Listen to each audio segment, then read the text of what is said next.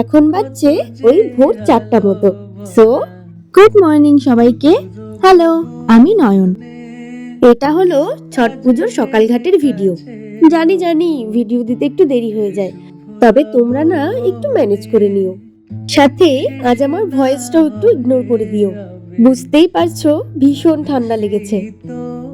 দেখছো তো বাইরে একদম ঘুটঘুটে অন্ধকার, আর আমরাও বেরিয়ে পড়েছি ঘাটে যাব বলে। আচ্ছা, দেখতে দেখতে চলেও এসেছি। তোমরা আগে বলো তো, তোমাদের সকাল ঘাট বেশি ভালো লাগে নাকি বিকেলের ঘাট? আমার তো আবার সকালের ঘাটটাই যেন বেশি ভালো লাগে। জানি না কেন, এই অনুভূতি আমি অন্য কোনো পুজোতেও পাই না।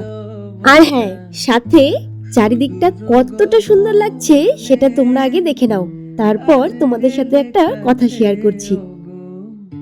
পিউ এসেছে আমাদের বাড়িতে ছট পুজো উপলক্ষে, আর ভোরবেলা 3টার সময় আমি স্নান করে ওকে যখন ডাকছি যে ওঠ, তাড়াতাড়ি রেডি হতে হবে, তখনও বলছে যে তোরা চলে যা, আমি যাবই না। তাহলে ভাবো, পুজো উপলক্ষে এসেও একটা মানুষ কতটা ঘুম পাগল হলে এসব বলে। আর এদিকে মৌর সাথেও দেখা করে নিয়েছি, ওর সাথেই তো জলে দাঁড়াবো। আর প্রত্যেকবার যেহেতু আমি এটা করি, তাই এইবারও তার অন্যথা হয়নি। সূর্য ওঠার আগে ধূপকাঠি, প্রদীপ সমস্ত কিছু নিয়ে জলে হাত জোড় করে দাঁড়াতে হয়। সাথে তোমার যা চাওয়া পাওয়া রয়েছে সেগুলো তুমি ভগবানকে জানাতে পারো। আর জানো তো, এই জায়গায় দাঁড়িয়েই সবাই মানতও করে, আর শুনেছি সেগুলো নাকি পূর্ণতাও পায়।